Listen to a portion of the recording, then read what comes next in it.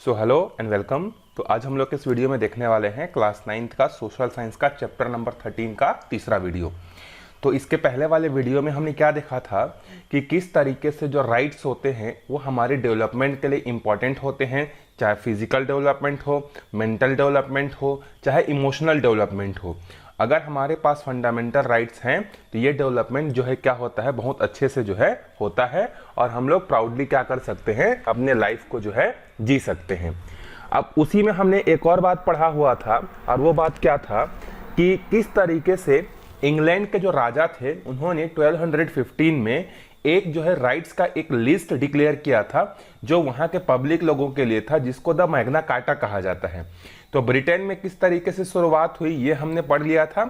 अब आगे देखते हैं American bill of rights. America जो आज के डेट में जिसको हम लोग यूनाइटेड स्टेट ऑफ अमेरिका बोलते हैं, वहां पर किस तरीके से फंडामेंटल राइट्स जो है वहां पर आया था।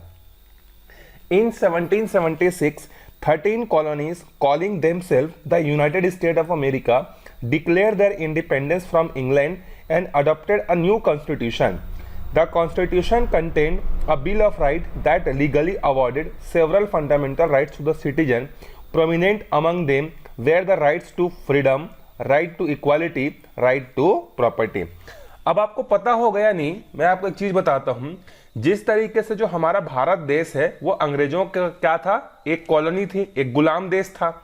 उसी तरीके से जो अमेरिका है वो भी स्टार्टिंग में जो है कई सालों तक जो है क्या था, अमेरिका जो है वो ब्रिटेन का गुलाम था।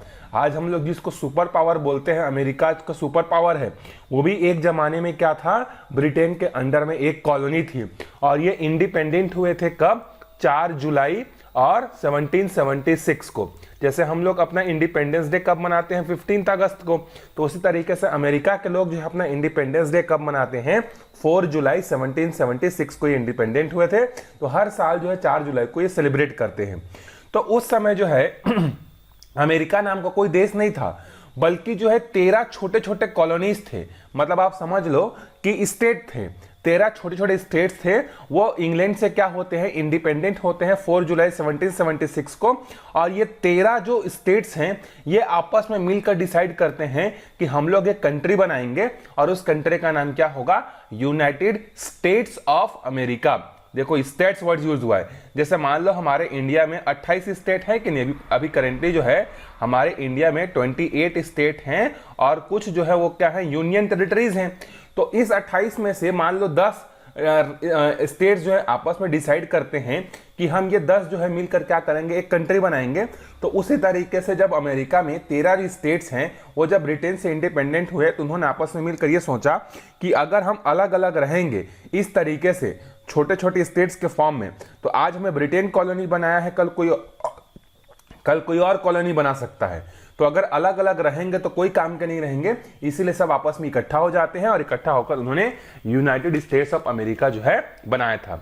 और इन्होंने जब इंडिपेंडेंट हुए 1776 में, उसी टाइम अपने यहाँ पे रहने वाले लोगों को जो है राइट्स देना स्टार्ट कर दिया, fundamental right.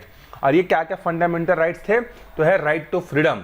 Right to freedom मतलब आप कहीं भी आ सकते हो, जा सकते हो, अपनी बात को बोल सकते हो, आप पे कोई कंट्रोल नहीं होगा, आप बिल्कुल फ्री हो।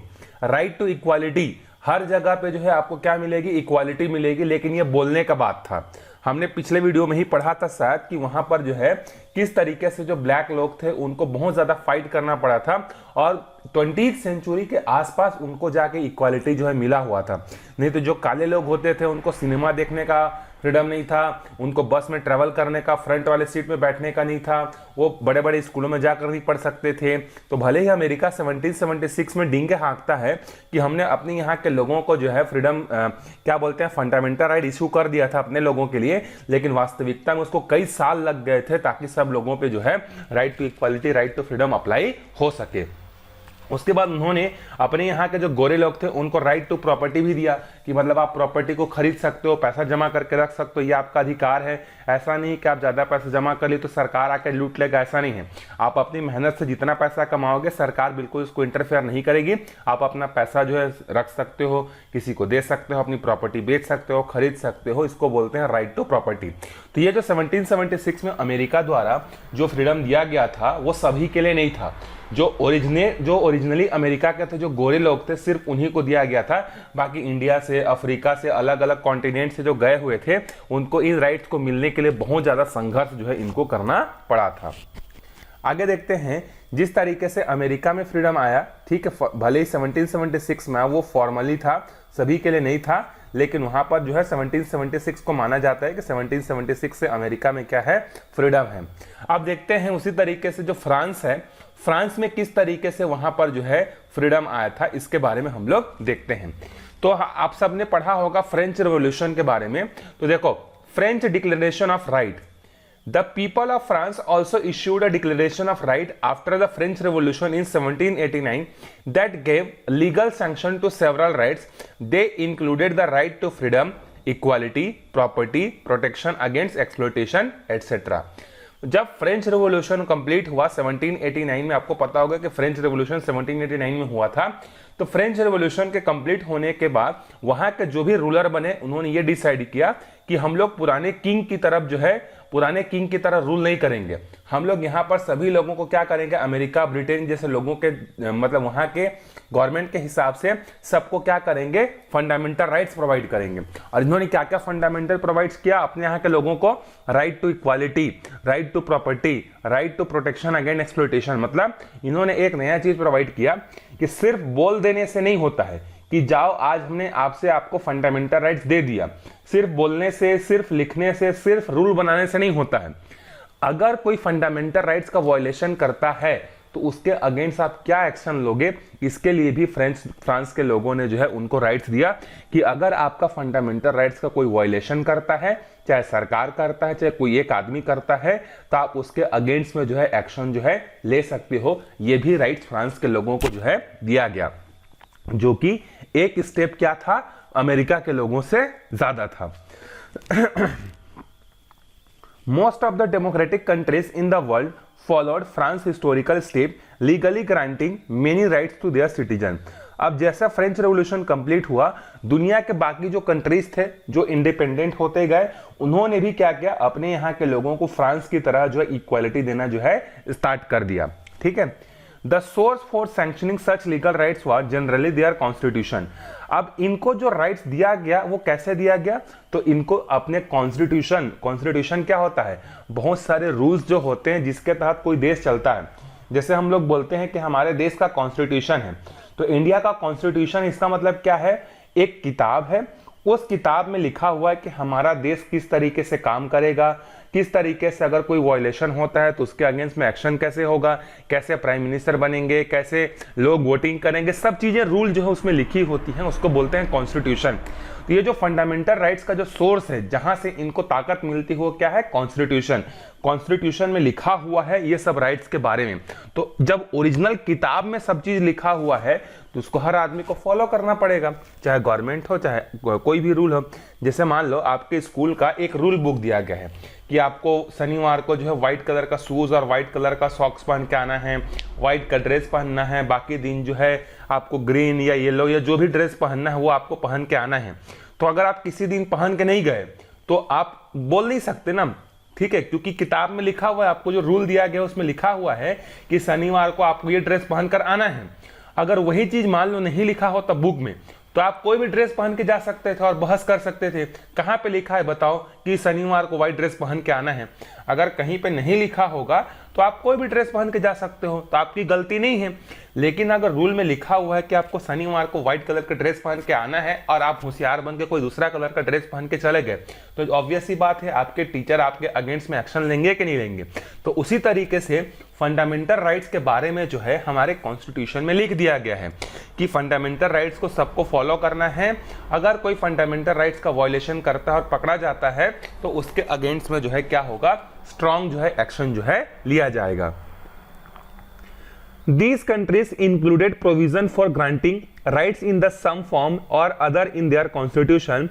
For example, fundamental rights are statutory and the legally binding in the Indian Constitution. वही बात बोला जा रहा है कि जिस तरीके से जो हमारे फंडामेंटल राइट्स हैं, ठीक है, वो क्या है, स्टैचुरी है, मतलब कॉन्स्टिट्यूशन में लिखा हुआ है, मानना पड़ेगा, लीगली है। अगर वायलेशन होगा तो आप FIR कर सकते हो, कोर्ट जा सकते हो।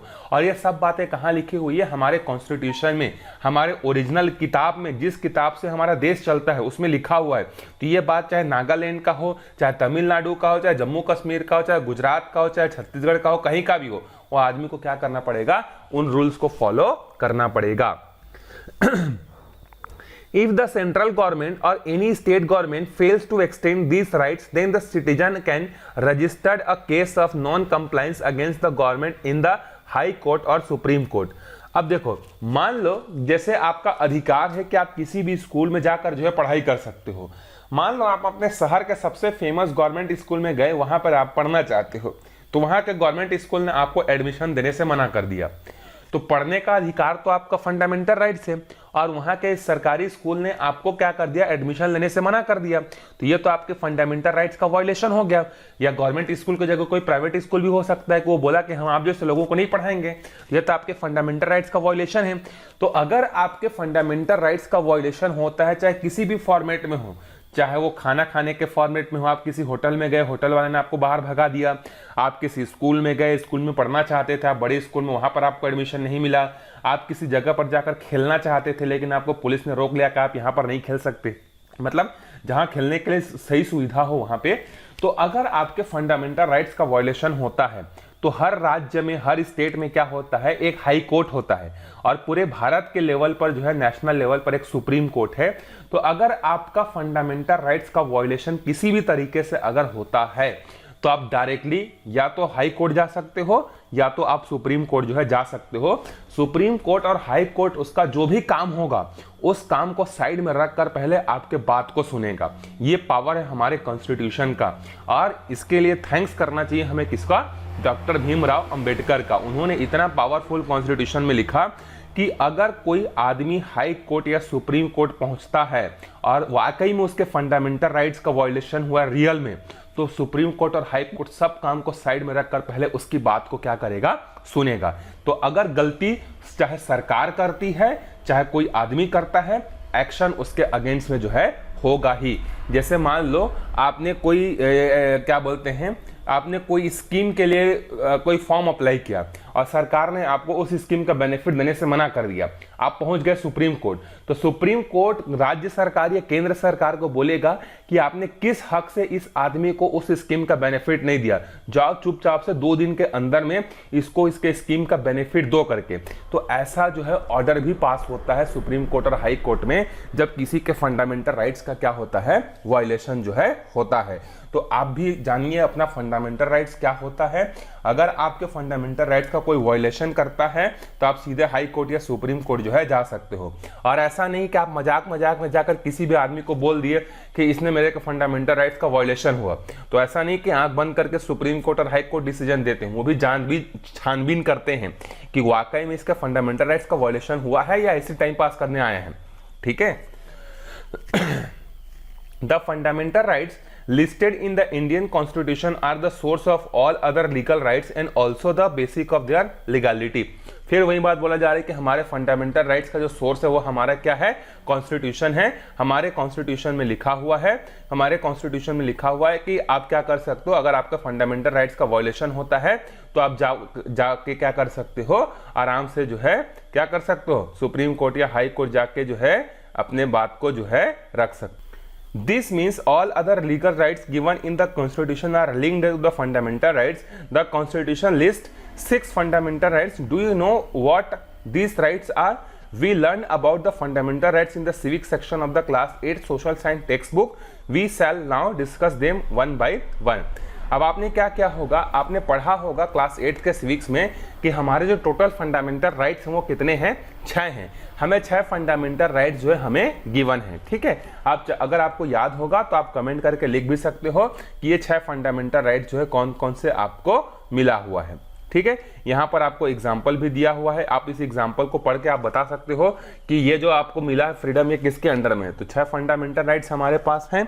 कौन कौन से हैं, राइट टू इक्वालिटी है, राइट टू फ्रीडम है, और उसके बाद एक्सप्लॉयटेशन है, अगर आपका कोई एक्सप्लॉयटेशन करता है, जबरदस्ती आपसे काम करवाना चाहता है।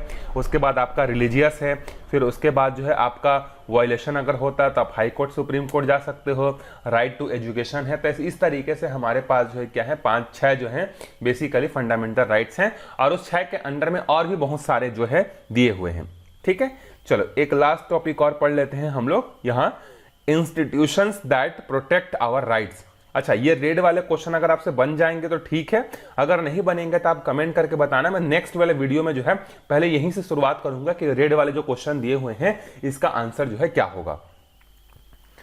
Giving legal recognition to right is not enough to ensure that they are properly implemented and not violated. देखो, किताब में सिर्फ लिख देने से ऐसा नहीं होता है। जैसे मान लो आपके स्कूल में जो रूल्स हैं वो आपको एक किताब में दिया हुआ है कि कोई बड़ा बच्चा छोटे बच्चे का रैगिंग नहीं ले सकता, ये बात लिखी हुई है। तो सिर्फ लिख देने से नहीं हो जाता है। क्या सिर्फ लिख देने से मान जाएंगे क्या? नहीं, उसका प्रॉपर क्या होना चाहिए, इंप्लीमेंटेशन भी जो है होना चाहिए। तो उसी तरीके से जो हमारे फंडामेंटल राइट्स हैं उसको सिर्फ कॉन्स्टिट्यूशन में लिख देने से नहीं होता है, उसको प्रॉपर इंप्लीमेंट भी जो है होना चाहिए। There must be institution to implement and protect this rights. वहां पर एक प्रॉपर एक इंस्टीट्यूशन होना चाहिए जो उसको लागू करे और उसको क्या करे, प्रोटेक्ट करे। This institution have to oversee whether this rights are being implemented properly और not. Such institution are needed at the central and state level. और इस तरीके का जो इंस्टीट्यूशन है जो बात बीच बीच में चेक करते रहे कि फंडामेंटल राइट्स का सही से इंप्लीमेंटेशन हो रहा है या नहीं हो रहा है, ऐसे स्टेट लेवल पर और नेशनल लेवल पर जो है होना चाहिए। Example include human right commission, commission for protection of child rights, commission for women. इस तरीके से हमारे देश में बहुत सारे कमीशन बने हुए, जैसे ह्यूमन राइट कमीशन है। ह्यूमन राइट कमीशन मतलब ये आपके अधिकारों की बात करता है। जैसे मान लो आप कहीं पर खाना खाने गए और आपको वहां से होटल से बाहर निकाल दिया गया, तो आप ह्यूमन राइट्स में जाकर बोल सकते हो कि ह्यूमन राइट्स वाले आएंगे और उस होटल वाले के साथ जाके बातचीत करेंगे। उसके बाद बच्चों के जो अधिकार हैं उसके बारे में भी अलग से कमीशन बना हुआ है। वुमेन्स के लिए अलग से जो है कमीशन फॉर वुमेन्स बने हुए हैं। तो इस तरीके से हमारे देश में स्टेट लेवल पर और नेशनल लेवल पर अलग अलग जो है कमीशन जो है बने हुए हैं जो कि फंडामेंटल राइट्स के इंप्लीमेंटेशन को अच्छे से जो है क्या करते हैं, देखते हैं। ठीक है, चलिए अगले वीडियो में हम लोग कोर्ट के बारे में पढ़ेंगे कि कोर्ट किस तरीके से एक्टिव होकर जो है काम करता है। तब तक के लिए बाय बाय। कोई सजेशन होगा तो आप बिल्कुल कमेंट करके बता सकते हैं।